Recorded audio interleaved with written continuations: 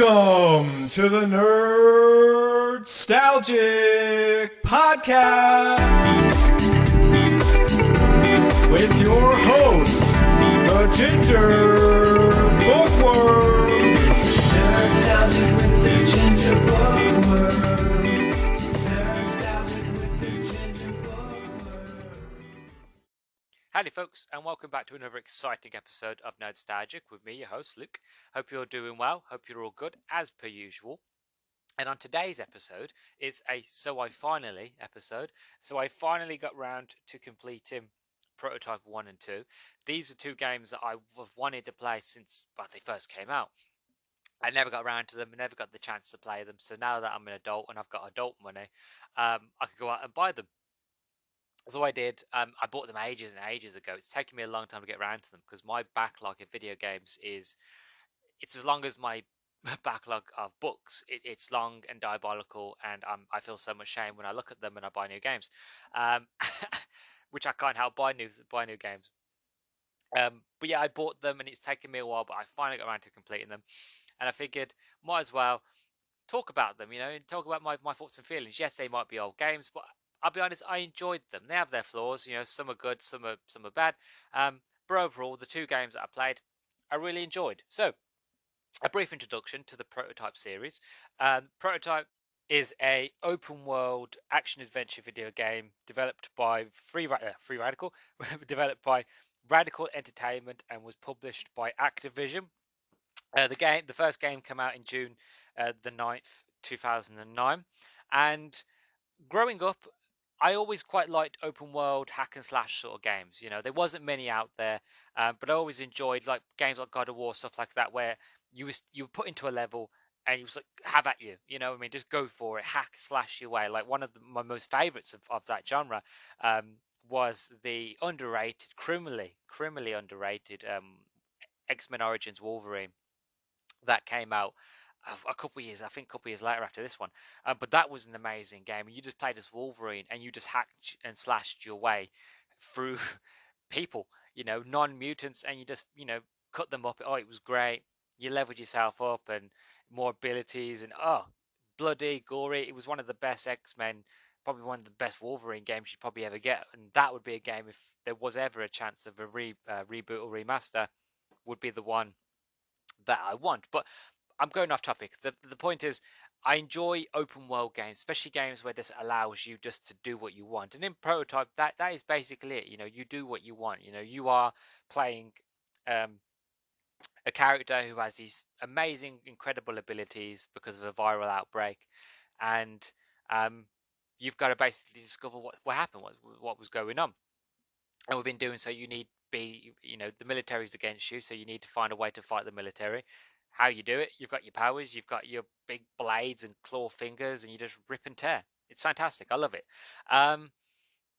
So the way I'm going to do this now is that I'm going to split Prototype 1 and Prototype 2 up into two different sections. So as I did, say, like when I did my Halo review of all the Halo games from best to worst, basically like that, I'm going to take each game as it is, break it down, and talk about it that way. One thing I do want to mention, though, before I carry on, Radical Entertainment is still around. They're currently in support mode. One of the things with Activision does exactly what EA does, which is basically when a company either doesn't perform as they wish, or if a company does well, but it's not as well as they expected, which they never do, because they expect like $1 billion, and it only makes like 600 million, which is still amazing. But I'm talking hypothetically here, but just because the people who own like Activision and EA, have such grand highs that they think that their shit don't stink, that they expect all their games to make so much money, and when they do underperform, even though they don't, they do quite well and they succeed and blah blah blah blah. It doesn't matter. What they end up doing is putting those companies into what's called support mode, limp mode, if anything. It just goes, okay, you're just going to support us. So with Activision, every company that they take in that basically doesn't do quote unquote as what they planned, does what they hope, gets put into this mode. And what that means is that they get made to just do Call of Duty. That's it. How many studios Activision owns, and majority of them are all doing Call of Duty support, whether it be multiplayer campaign, zombies. They help out in any which way they can, and it's a shame. And it's not just Radical Entertainment. Raven Software is the same. High Moon Studios. Um, there's so many companies out there that Activision owns that are basically just making the same game every year. It must be so mind-numbing to work at these companies. I wouldn't. If I was in game design and I worked in one of these companies, I would really this is not what I got into game design for, to make the same crap every year. No matter how much money it makes, it's just not worth it.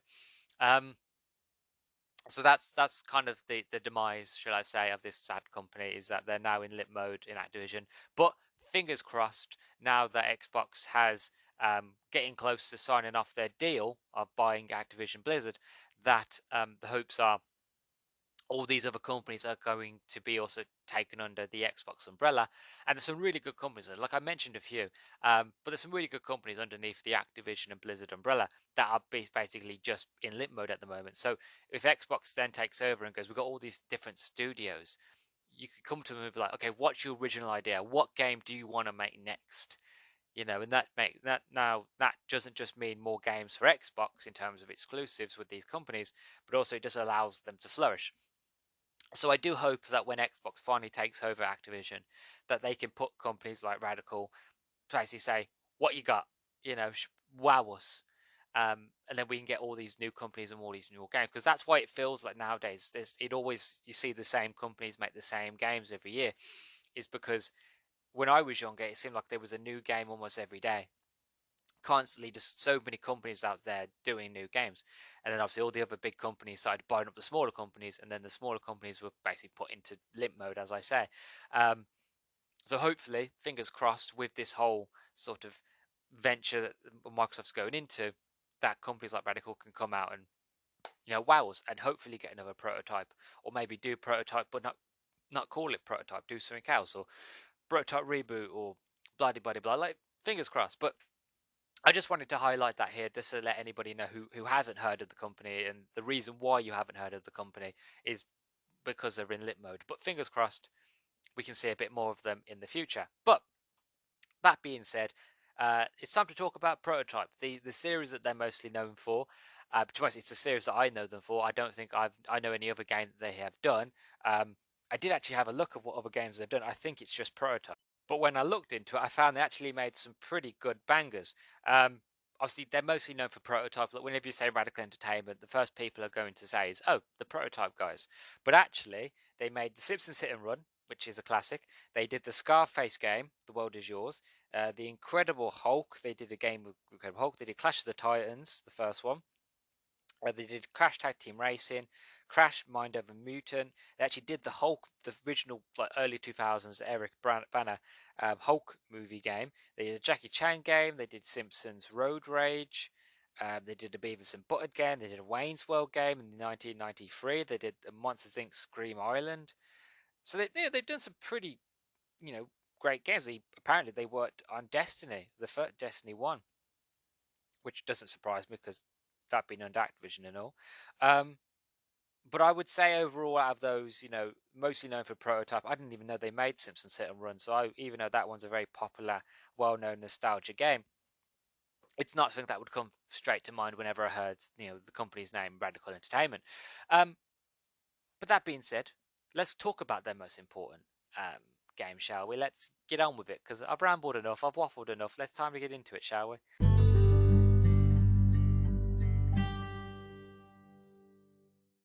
So, Prototype 1 came out on June the 9th, 2009. I played it on the Xbox 360. My overall thoughts is, and again, I'm going to be honest here, which I always try to be. It's not the best way to start a review, but I'm going to be completely honest as possible. The game's okay. You know what I mean? There's parts in this game that are great, and there are parts in this game that really blow me away. But overall, when you put them all together, it is just an okay dish. It's nowhere near a sponge cake with no flavour. It's more of a cherry bakewell, but without the cherry. You know what I mean? Like, it's there. It has potentiality to be great, but without the cherry on top, it is just marzipan in pastry. You know what I mean? It's just not as great as it would be if without the cherry. You know what I mean? It's missing that zhuzh. Something's just not there. That's not right. Um, so that's my overall feelings of it. You know, I was expecting more, and I feel like that might have been because of the hype. Like I said, this game is one of those games that when it came out, everybody talked about it. Everybody I knew who had it basically said how amazing this game is, and everybody I spoke to, you know, growing up, and you know, when I was in college, university, and we talk about video games, Prototype was one of those game series that would always come up, and everybody would go, "Oh yeah, the first Prototype is the best. It's amazing. One of the best memories, best times I ever played on a 360." So I went in with hype. I went in with all that idea, all those concepts, and I went in, and it just didn't hit me. It I will get into it into more detail, but there were moments where it just felt repetitive. Um, there were times where basically I got really frustrated. I don't really remember much of the story, um, and overall, just thinking about it now, it's not a game I would go back to. Like I've played it, I've got the achievements. That's it. So that's my overall thoughts of the game. Um, as for the gameplay is actually one of the parts of the game that's actually great. One of the things I would say is one of the upsides to this game is that um, the gameplay is great. Like I said, you play as a character called Alex Mercer, who has been infected by this virus, and this virus has basically mutated your body so that you get super strength, super speed. You can jump really high, but also you can get weapons out your arms. So in this one, if I remember correctly, he gets like a blade on his one arm. His whole arm turns into a blade, and you can use that to tack and hack and slash, and it is gory, you know, and the gameplay is fun. You know, when you're hitting enemies, you tear them to shreds, you rip them up. You know, you can look at their bodies on the floor, and they're missing heads, they're missing arms, missing torsos. You know, it's gory, it's visceral. It's what you want when you play a game. Literally, like, you give me a big giant sword on my arm, and you put me up against humans. I want to rip them to shreds. You know what I mean? I want to be able to tear limbs. You know, and you can do that, and it allows you to do that. But the problem is with the game is that it's not just that. There's also a thing called consumption or consume, which basically you grab an enemy and you consume them. So you just take. I don't know how it would work in terms of biology, but the idea and concept is if you grab somebody and that you consume them within yourself, you know, so you kind of like melt them into a soup into in your hand, and then they sort of that soupy, gory, sort of veiny, trying to best describe it, but it's one of those things that's really hard to describe, goes down your arm and into your body, and you absorb them, and you absorb their memories. Sometimes you can absorb like and get upgrades for your abilities by like, or you know, upgrades using weapons or tanks, and be able to fly things more proficiently and have more damage. um, and they're part of the collectibles, and as the gameplay goes, it's fun. You know, it's quite solid. The part where it gets frustrating, the part where it gets annoying, are the moments where you go into like military base, which, be honest, you go to many military bases, pretty much some of the same. Like, the game is very repetitive. You will go into the same military bases in New York over and over again. Now, New York is huge. You're on the main island of New York, which I'm not sure what the main island of New York is called. Is it Manhattan? I'm not sure. But you got the main island of New York is where the game's set. And even though you have this huge space, you will go to the same military installations, which is fine. You know, I understand the whole city's on lockdown. I ain't going to judge it for that. But the problem is the fact of, as the game gets progresses, as you get more powerful, the military presence grows, which again is makes sense. You know, it's one of those things that one of the things you'd expect to happen in this situation. The problem is, but because the military presence gets so big, that when you go to these certain areas, and it will say, oh, like, there's a commander over there, you've got to go consume them because you've got to get like their handprint to get into the base. So you go do that, you go grab them, and you try to do it stealthily, and it's really hard to do it stealthily, because you'll have these areas that are so small, and you'll have enemies everywhere, and you can't consume somebody if they're being watched. The game will tell you like they're being watched. You can't do it. Like, if you do it, it's going to set the alarm off. So you try to be stealthy, but it's really a nightmare. So there'll be moments where you're like, oh, screw it, which many times I did near to the end. I was like, you know what, screw it. I can't be asked to bother sneaky. So I'd just jump in. But the problem is the alarms would go off, and then you'd get swarmed with helicopters, tanks, guys with rocket launchers. and you try to pick people up to consume them, and then out of nowhere you just get a rocket launcher in your back or in your head, and then you've just dropped them, or the rocket will do damage to the person that you hold it, and then it will kill them. Then you failed the mission, and you've got to do the whole mission all over again just to get to that one moment, just to make sure you quickly grab them, consume them, and get out of there before they die. Or they could run off and get killed by a monster, or as a few times happened to me, they run off and they get run over by their own teammate tank, and then I fail. So it gets really frustrating, really repetitive, especially as you get closer to the end of the game, where they just swarm you with enemies, but they have no consideration of the fact of actually trying to do the objective, and they end up killing they get so swarmed that the either you get so swarmed that you can't kill everybody in time and die, or the people that you're trying to consume to progress the story on basically are getting destroyed. So it's a bit of a nightmare. And that's one of the things where I think the gameplay gets let down in this first game, is the fact of it just gets frustrating and really repetitive near to the end, that you just find yourself doing the same mind-numbing things over and over again. You do a bit of story, now you've got to go to another base, now you've got to go consume somebody else, now you've got to go destroy this hive. Okay, now you destroyed the hive, now you got to go to this base, now you got to go here, now you got to go to find this scientist, now you got to go find this commander. And it sounds dreary, because it is dreary. It gets so repetitive over and over. And I tried my best to find things to enjoy, and like the gameplay is enjoyable. And I will talk about the open world in a minute, but the open world's fun as well. And they add them together. Like, there are moments where you do feel like a god. You do feel powerful, like you are a walking tank that you can take on anything, anything they throw at you, and you can, and the game is capable enough to allow you to do that. But it's just the fact that when you've got to do the tedious, samey missions over and over again, the gameplay gets a bit sour and it gets a bit boring, which it did for me on multiple times. But moving on from gameplay, you've got the story. Not very interesting story. I'll be honest, I can't really remember much. What I do remember is that you, again, as I mentioned earlier, you play a character called Alex Mercer, and you've got to basically find out why you're infected, what caused the infection, how to stop it, and that's basically the story. I can't tell you anything else, not because of the spoilers, but generally I can't remember anything else, mainly because even though the story's there, as I mentioned in the gameplay, it's so mind-numbingly frustrating as you go on to the game, because you just rinse and repeat doing the same thing over and over again, that you feel like a drone. You're like, 2 2's a 4, 3 3 3 is a 6. You know what I mean? You just find yourself doing the same thing over and over again. So I don't remember much of the story, and it's not really rememberable. Rememberable? Yeah, that's a word. It's not really rememberable. It's trying to find fun in it, because it's not rememberable. It's one of those sort of things that, like, it comes and goes. It's there, but it's not there. The story, it's just there just to be there. Like, it's not the main focus of the game. Like, most people probably would say, like, the whole point of this game is the hack and the slash, and being a viral virus outbreak god, of all these really hack and slashy sort of powers. And if that's the case, then I agree. If that is the main point, that's the fun part about it. But in terms of story, there's nothing in there that engages you. There's nothing there, in my opinion, that kept me wanting to keep going. Like, if it wasn't for the gameplay, I'd be like, this is boring, I want to turn it off. It's so repetitive. But because of the gameplay and because of the achievements, and I am an achievement hunter, I was like, you know what?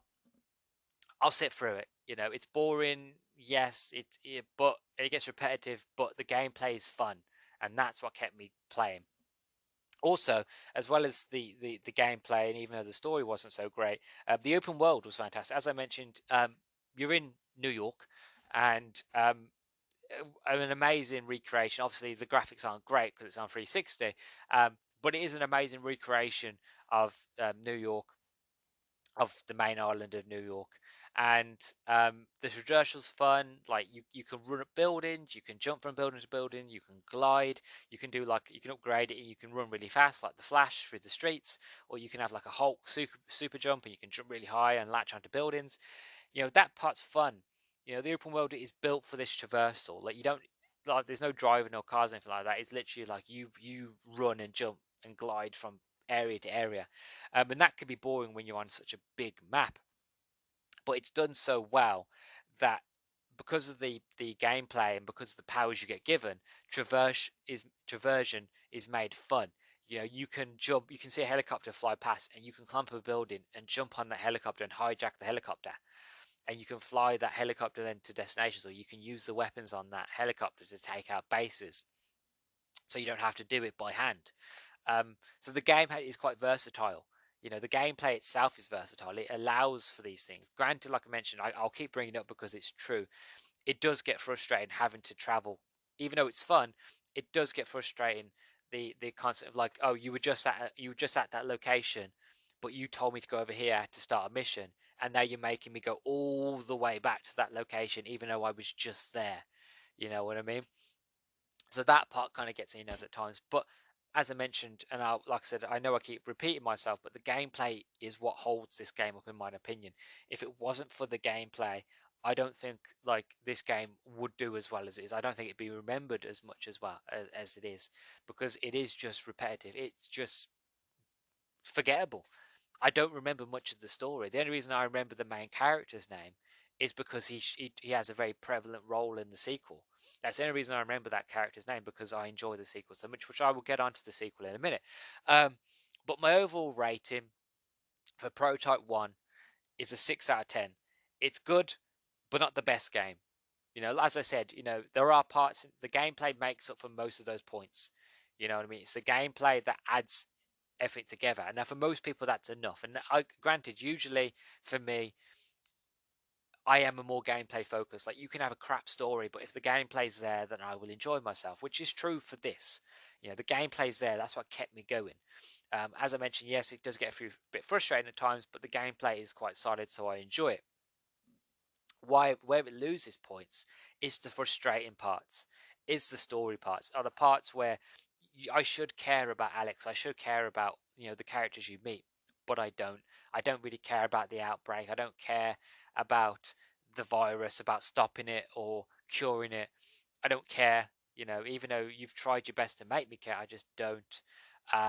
All I really want to do is I want to hack and slash my way through things, but I don't want to be frustrated doing it. I just want to feel like a god, and I just want to kill people. That's it, you know.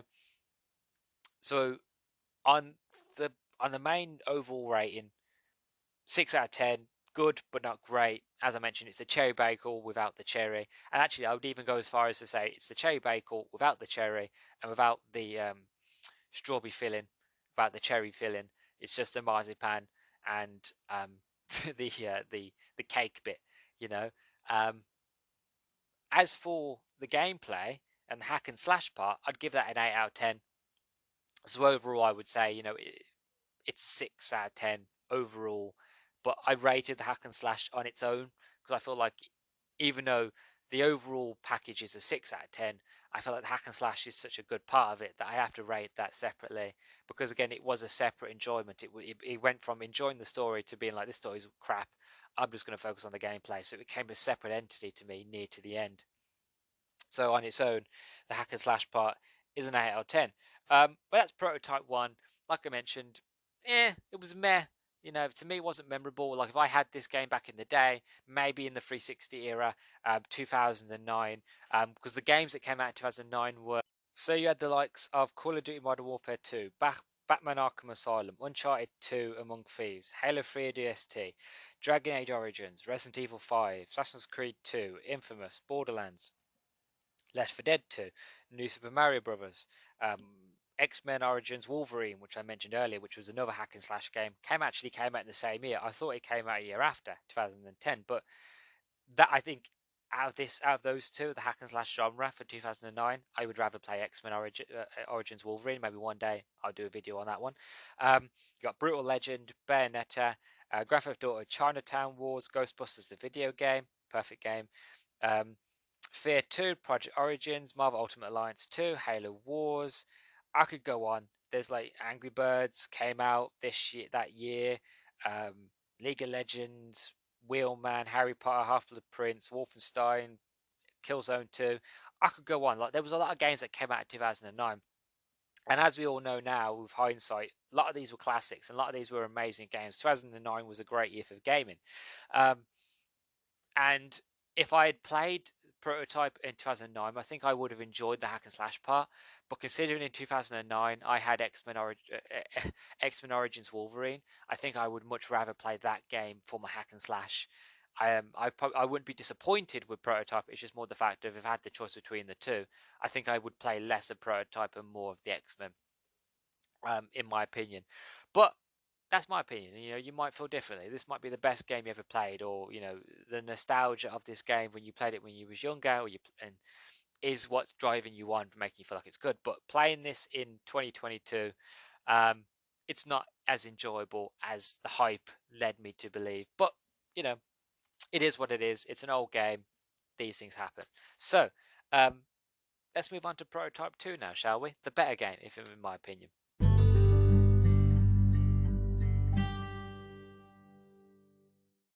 So, Prototype 2 came out on 24th of April 2012, 3 years after the first game. And I have to be completely honest, as much as possible, as I was with the first game. This one is far more superior. I enjoyed Prototype 2 a lot more. I think it's just the better game. Maybe it's because the 3 years of development, 3 years of refinement, taking in the feedback, brand new engine, that they were able to basically rough out the kinks, work on it, make things all the things that were frustrating about the first one, and fix it. And I will admit this is a far more superior game. My overall thoughts of it, again, I played it on the Xbox 360. It's better and more fun than the first game. You know, as I mentioned, like I'll just read you off the back, right? So in big bit letters on the back of the box, it says "Unleash godlike powers," right? In this game, you feel like a god. In the first game, you felt like a god, but I think this game generally you feel like a god. Like you feel like Ares, the god of war. You feel just powerful. You know, in the first game you felt powerful, but you also felt vulnerable. In this one, you generally feel powerful. You even get an ability where you, if you unlock it, you become bulletproof to small arms fire, meaning that you can go into military bases and they can shoot the hell out of you and you won't do damage to you. What does damage to you are like the big 50 cals, you know, on helicopters or tanks, or like a tank rocket or missile. That will do damage to you, but overall, small arms fire don't do nothing. So again, you feel like a god as you walk into these bases and they're shooting the crap out of you. They're trying their best. You can hear them screaming and shouting as they shoot you. You're just shrugging off bullets. Um, as for the blurb, because you are Sergeant James Heller, a devastating viral outbreak transforms you into a powerful, shape-shifting prototype. Hunt, kill, and consume your way across New York Zero to take revenge on the man who destroyed your family, Alex Mercer. And you have different shots here. Experience absolute power as you leap over skyscrapers, hijack vehicles, and become anyone. Unleash devastation with new powers like tendrils that rip enemies and vehicles apart. Uncover the dark secrets of New York Zero, an open world under siege. Your ultimate showdown with Alex Mercer awaits. This, like I mentioned, this game is just more fun. It's more interesting. It's not just the gameplay, but it's the story. You had me invested. I genuinely cared. You know, again, I'll go back to saying, you know, I am a very much a gameplay first sort of person. Like, I love still story, but if your story is crap, but your gameplay is great, then you'll keep me. And it's the same with the other way around as well. If your story's great, but your gameplay is crap, then again, likewise, you'll still keep me. You know, but even though the story wasn't great in the first one, like I mentioned, the gameplay kept me. But with this one, it was both. You know, the gameplay and the story both came together, and it was just how seamless it was. It didn't feel repetitive. It didn't feel like I was just there. You know, I felt a part of the story, me, the player. Like I didn't feel like I was just playing the game. I felt involved. You know, and that's kind of what you want. So even though that I can play a game with bad gameplay, but with good story and still enjoy it, and I can still play a game that's got bad story and still enjoy it, I like the symmetry. I like them to be together. You know what I mean? I like them both to work with each other because then that makes the game memorable. You know, Bioshock is an amazing game, and the gameplay and the stories are amazing. And I feel like that game would still be good and still be memorable, you know, if the gameplay wasn't great because the story's so strong and so powerful. Um, but even so, like a lot of people would still go, "Oh yeah, it's a great game. Story's fantastic," but it was a slog to get through. You know, Whereas we all know in actual factuality that Bioshock is one of those games that you play and the story's fantastic. The story's a masterpiece. The gameplay is fantastic as well. So again, it adds together, which makes the game memorable. It gets to the point where it's hard for people to remember it and go, "Oh yeah, it was great," but it had this issue, with that issue. But a lot of people just go, "Yeah, it was great. That story is fantastic." It becomes memorable. It becomes undeniable. And I feel that's the issue with the first prototype had, was the fact that there was nothing that made it undeniable. It was good for hack and slash, but again, I would much rather play the X-Men, Wolverine instead, for the hack and slash if I had the choice. But as for prototype 2, as I mentioned, the story was a lot better, but the gameplay was better. You had more upgrades. The combat was more fun. You felt powerful. Um, likened to what I said, to a god. You've got these new abilities like tendrils that you can throw out, and you just whip onto enemies. And then any kind of best way to explain it, if you could throw tendril at an enemy, and if there's any buildings around them, right, these tendrils will then sprout off them and latch onto the building, so they'd be stuck like in a crucifix sort of position, and you could just come in and you could just get those tendrils to rip them apart. And you could have bits of bodies, bits of arms, bits of torso hanging off these buildings, off these tendrils, as you're fighting around. And you'd clear an area using tendrils and using your claws and using, like, you've got this big sword arm that you can get, and hammer fists and stuff like that. And at the end of it, you just turn around and you see all this destruction behind you, dead bodies, bits of bodies everywhere, bits of bodies hanging off buildings on these tendrils. You can make this thing called a black hole tendril, which is basically you whip it out, and it's like a bit of a bomb where you whip it out, it attaches to them, and it just latches onto things around it. Then it pulls it in towards it. So bits of road, bits of buildings, bits of cars, stuff like that, bits of other people, other enemies. If there's enemies around, it will grab other enemies, and it will just grab them all, push them into um the one enemy, and then it would implode. But you've also got a thing called Biobombs, which is where you can grab somebody from behind, stab them with this biobomb, you push them out, and they explode again with more tendrils, and it's like a huge, really spiky tendrils that come out and kill everything in the surrounding areas. Um, there are loads of moments and loads of different powers where you feel powerful, and these powers are not just there for you to hack and slash. These are powers that are there for you to play differently. You can go in all guns blazes and hack your way through, which again I did majority of the time. But there'll be moments where it'd be like, well, if you want, instead of going guns blazes, you can sneak in. It has this new feature where it used to be you just had to pick somebody up and hope nobody was watching them to set the alarms off to consume them. Now you go to consume them, and the game would do it, but then the game will stop you, and it's saying big letters at the top, this person's being watched, and it will show you specifically what other NPC is currently looking and watching the person you're going to consume. So now you can kind of sit there and what I tended to do, because it didn't maybe it's game breaking, but what I did is that I would push myself up against the character that I wanted to consume, and I would manually push their body behind a wall or behind crates or something so no one could see them. It wouldn't raise the alarm, like it would make them suspicious of you, but it wouldn't raise the meter so that they would start shooting at you. So basically, I would walk into them and I would slowly start to push them further and further away from people. Then I would consume them, and then I would just come around the corner as them. And there were many moments like that where it was just silly, but the gameplay allowed you for that silliness. The gameplay allowed you to not get frustrated. It was like, okay, if that tactic didn't work, you've got this other power. You can go in guns blazing, and if you get destroyed, don't worry, you can try sneaking in, and we'll allow you to sneak. So you might have all these powers, and you might be a walking tank, and to be able to go in guns blazing, it also gives you the option of like, well, you can, but you don't have to. And I like that choice, even though I didn't use that choice. I only used it if, like, because in certain missions you'd get like challenges, and the challenges would be like, oh, kill a certain amount of enemies this way, or get into this base without setting off any alarms. And if you did that, you'd get extra XP, which then you could spend on upgrades, which the upgrades are so good that you want to do those extra challenges to get that extra bonus XP to upgrade yourself to become more powerful, because it's that fun. And again, this is what I'm saying about the gameplay. The gameplay is so much fun that you want to keep going. And because the story, which I'll get on in a minute, is also interesting, you want to keep evolving. You want to become the biggest badass there is. You know, like I said, once I unlocked the ability to become bulletproof, the game became easier, but also it meant that I could be more brutal.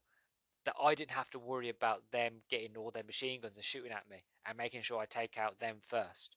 I could leave them till last, which meant when I got to the end, once I've killed all the big guys with the rocket launchers and I've destroyed the tanks and the helicopters, I'd get these guys with machine guns, and that would just allow me then just to rip and tear. You know, it sounds sick, it sounds demented, but again, that's kind of the point of the game, is that I'm out for revenge. I'm not going to pussyfoot my way around it. You've given me big claws and big sharp blades on my arms. I'm going to use them to rip and tear. You allow me to do that, I'm going to do that. You know, and again, this is why the gameplay was so great. As for the story is much better this time. James Heller, the character you play as, is more interesting of a character than Alex Mercer. Alex Mercer was a very best way I can explain him, like a emo-ish sort of character. He's very depressed, constantly being very sort of solemn. Always has his hoodie up, and I just wasn't interested in him. You know, like I mentioned, his character wasn't interesting at all. Whereas Alex Mercer, the character you play in Prototype 2, he's a man on a mission. You know, he hates um, Alex already. When you meet him, he already has a vendetta against Alex Mercer. So he's constantly trying to hunt him down. Eventually hunts him down. Alex basically infects him with the kind of same virus that Alex has, but gives him the powers and the abilities. Alex sees it as giving him a gift. Whereas James is a lot much like, I'm going to use this against you. You know what I mean? And as the story's got a lot of twists and turns, obviously I won't spoil it. Even though it's an old game, I won't spoil it. But the game has a lot of twists and turns, and it's just interesting. Like in the first game, you had collectibles, and the collectibles were to pick people up and consume them, and you would get their memories, which was all right. You know, I didn't mention it because it was like part of the story. Like it was all right, but it wasn't like, you know, the be all and end all. It got a bit annoying. Again, another thing that got frustrating was the fact of you'd be missing a few people, and you'd have to go around an area, and these collectibles wouldn't always be in the same area. Sometimes they'd be in different areas, you know. And even though I use guides, even the guides were like, yeah, but we can't guarantee that, you know, you go here, this collectible's going to be here. Whereas in the second one, the collectibles are interesting, which I'll get onto the collectibles in a minute. But the having to consume people and have their memories, the story part of it, is actually part of the story. So if you're going to go find somebody, they're in a position, you have to hunt them. It's called echolocation, and you hunt them down, and you try to find them. And once you found them, you get their memories, and it gives you a better glimpse of the story, of the side story, what the Marines are thinking, what the scientists are thinking, the people that are working for Alex, what they're thinking. You get all these extra bits of detail of story that just adds in, that you don't feel like you have to hunt down. They're already there, part of the story. So you don't feel like you're missing out on anything. So that's, you know, that's great. And as I mentioned with about the collectibles, you have collectibles to find black boxes. When you find these black boxes, they give like audio logs, audio recordings of certain characters in certain timelines in the prototype story of what they're doing, how they're feeling, that sort of thing.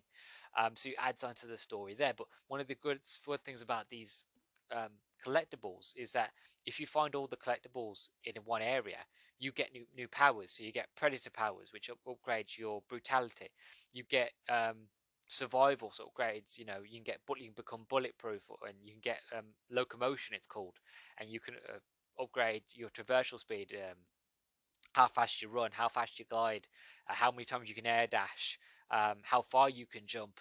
You know, if you want to leap from, like, you get this one ability that they're like claws, razor sharp claws you have on your hands, and there's an ability where you can jump and pounce on enemies and basically rip them up with your hands. And with the locomotion, you can upgrade that ability so you can jump further.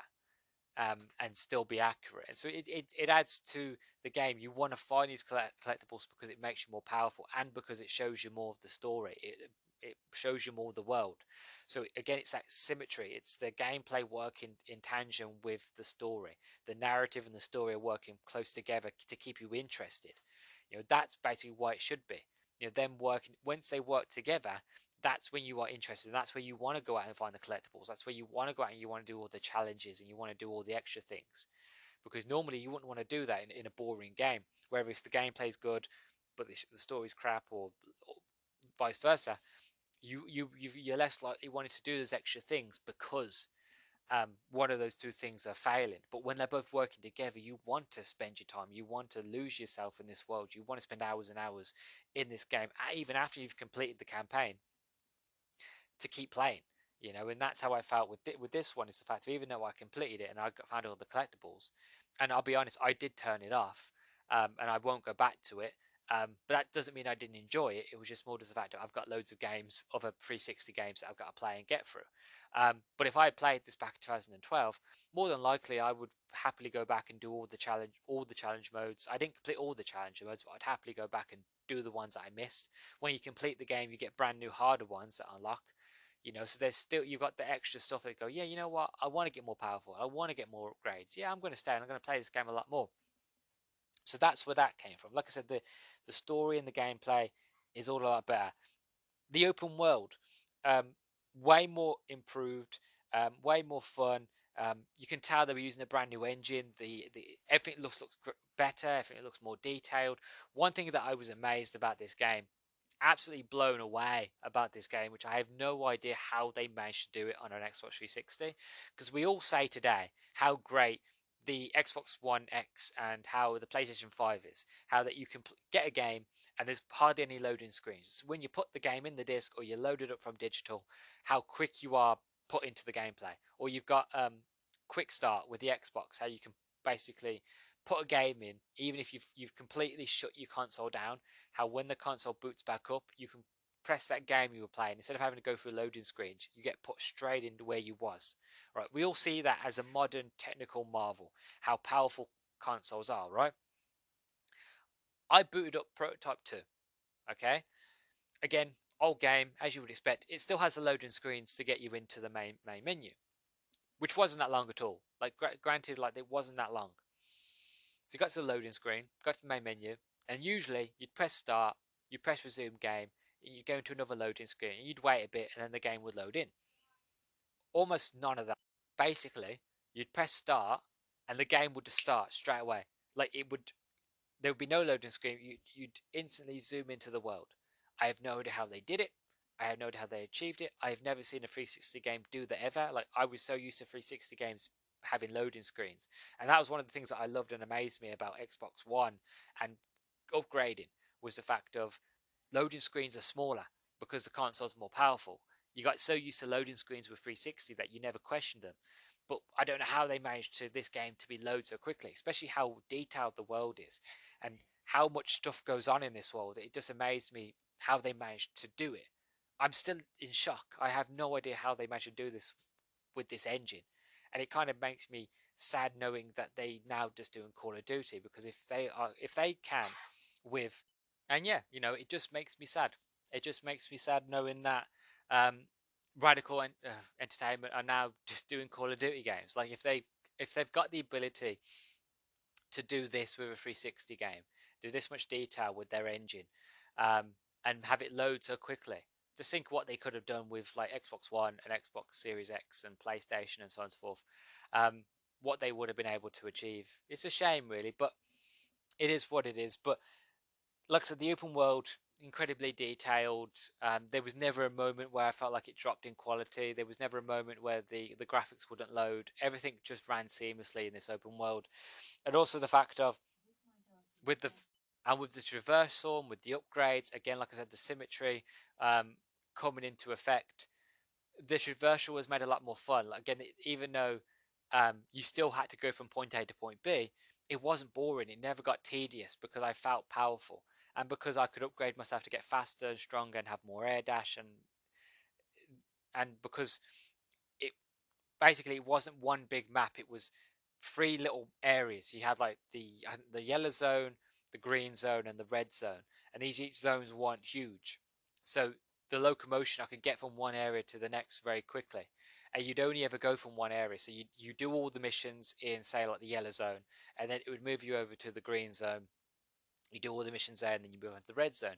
So again, it never got stale. I was never going through the same areas of the town and the city over and over again. I would go from one area to the next. And because I was doing the collectibles before I had left, I'd have no reason to go back. So I'd always be in a new, fresh area, and it would never get boring. And this is just the craftsmanship and the well done of the engine and of the design team, that they managed to make something that was very, very interesting, very good, and very mind blowing. It's like I say, it blows me away now how good this world looks for a 360 game. I booted it up and I couldn't believe this was an Xbox 360 game. Granted, 2012, and there was a lot of great games that came out in 2012 that were also quite beautiful. But I was just amazed how beautiful and how good this game looks, and how there was no stuttering, how there was no lag, there was no dropping of frame rate or quality. This game just worked seamlessly. Granted, my Xbox sounded like it wanted to take off. At any moment, but even so, like, the game just ran fantastically. So my overall rating for this game, it's an 8 out of 10. It's a great game, a huge improvement from the last game, and for the hack and slash, I give it a 10 out of 10. This game is memorable. If the first game was as good as this one, had everything that this game did, then I feel like it would be just as memorable. But I don't think many people talk about Prototype 2 as much. I feel like people just talk about Prototype 1.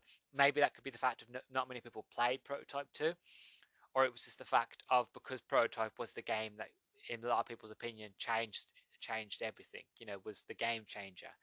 That a lot of people might just class that as the better game. I don't know, but in my opinion, I just think Prototype 2 is far better in every way. Now, people might disagree. There might be fans out there, but actually, we know Prototype is the best one. And if you feel like, that's fine. But overall, I feel like Prototype 2 was and is the better game out of the series. Sadly, like I mentioned, Radical Entertainment are currently working on Call of Duty and or anything else that Activision basically makes them do. So sadly, we won't be seeing like a Prototype 3 anytime soon. In 2015, they did release the Biohazard Collection, which was a remaster of Prototype 1 and 2 for the Xbox 360, PlayStation 4. The issue with those were that they were bad ports. I read all the reviews for Prototype 1 because originally I was going to buy them for the Xbox One when they were on sale on the Xbox store. But the issue was, when I read all the reviews and I read what everybody had written about it, that it was a bad port. You know, the new port had loads of issues, loads of glitches, a lot of new problems that the first game never had, a lot of really dip in quality. Not that it doesn't bother. Like, I don't really care about frame rate. Like, it doesn't, as long as the game works and it's functional. I don't really care if it's 30 frames or 60 frames. It doesn't bother me. But the game, you know, when they remastered it, it wasn't even a 60 frame for the minute sort of game. It was 30 frames. That bothered a lot of people. So I was just like, with all the glitches and all the new issues that they added in that weren't even prevalent in the first game, when it first came out, I figured it's not worth it. So I'd go into getting the 360 versions, because everybody's reviews said the 360 versions were the best. And they were only like £2. Like, they were cheap. Like, the games are going for cheap on eBay. It was like £2. £2.99, I think, was the most I played for the second game. The first game, I think it was like £1 something. It wasn't that a lot, really. Like, I didn't break the bank with these two games. Whereas I feel that if I'd bought the other two, I think I would have felt like wasting my money if they had all those glitches and issues. Not so much with Prototype 2. Prototype 2, the remaster did for that. A lot of people said it worked just as good as it did. Not many issues.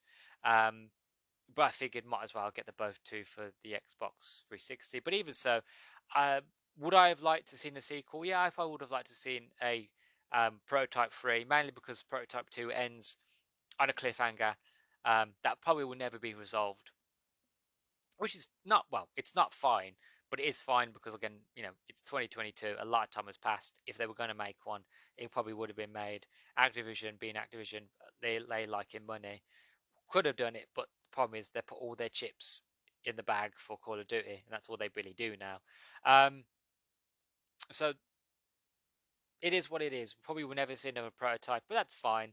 I enjoy them for what they was. One thing I do want to mention before I end this is I want to, like I did with the last one, I want to give you an idea of the other games that come out in 2012, just to kind of give you perspective of the kind of games that are out. The choices that you could have made at the time. So if you wasn't into Prototype 2, or if you like Prototype 2 and you want to see what else games out during then, you could have played games like Dishonored, Far Cry 3, The Walking Dead Season 1, Borderlands 2, Halo 4, Guild Wars 2, Assassin's Creed 3, Need for Speed Most Wanted, Spec Ops: The Line, which is a fantastically underrated game, Diablo 3, Max Payne 3. There's a lot of threes came out in 2012, weren't they? Hotline Miami, Dragon's Dogma, Call of Duty Black Ops 2, Hitman Absolution, Kingdoms of Amalur: Re-Reckoning, The Darkness 2, Resident Evil Revelations, Darksiders 2, Transformers: Fall of Cybertron, Counter-Strike Global Offensive, 007 Legends, Sniper Elite V2, Lollipop Chainsaw, The Amazing Spider-Man, which I think actually the Amazing Spider-Man games actually uses the same engine as Prototype 2, if I remember correctly. I think it does. I remember hearing that. I don't know if it's true or not. Sleeping Dogs, Resident Evil 6, Lego Batman 2, DC Superheroes, Alan Wake's American Nightmare. Honestly, loads. There's a lot of games that came out for the 360 2012. So that was the kind of games you could expect. All of them, like some of them looked amazing, some of them didn't look as amazing. But honestly, this is one of the best games from 2012 that I think I played.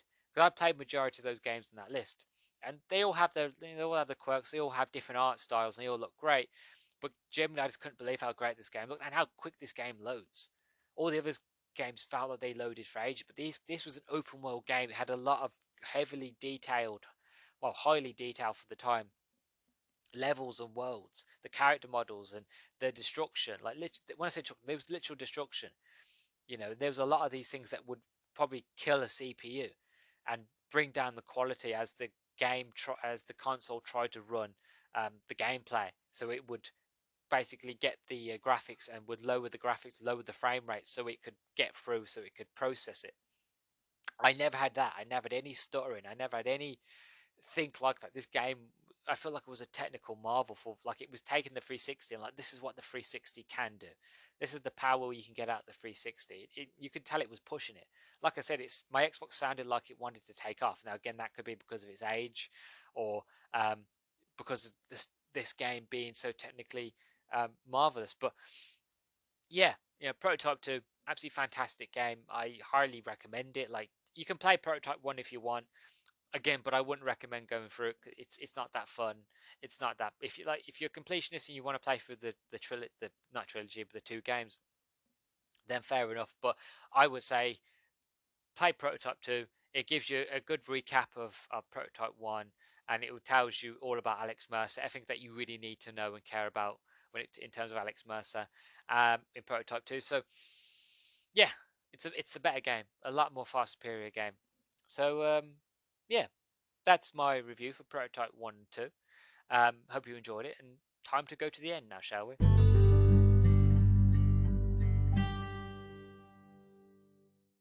So here we are at the end once again, and I hope you enjoyed it. I hope you enjoyed this one as per usual. I hope you enjoy everything that I do. But did you like Prototype? Was it the best game you ever played, or was it crap? Like, do you agree with my opinions? Do you disagree with my opinions? By all means, please do let me know on Twitter at nerdstalgic_pod. And if you liked what you're hearing here, you can find this podcast on Spotify, on Anchor, on Google Podcasts, Amazon Music Podcasts. Hopefully soon, not as of yet, so I shouldn't really be mentioning it, but I just want to let you guys know that things are coming. So hopefully soon, I'll be working on getting the YouTube set up. So if you're listening to this in the future on YouTube, then by all means, check out all my older stuff. But if you listen to this now and it's not up, then it will be up soon. So fingers crossed. If you're listening to this on Spotify, don't forget to give me a star rating from 1 to 5. 5 being the best thing you've ever heard in your life.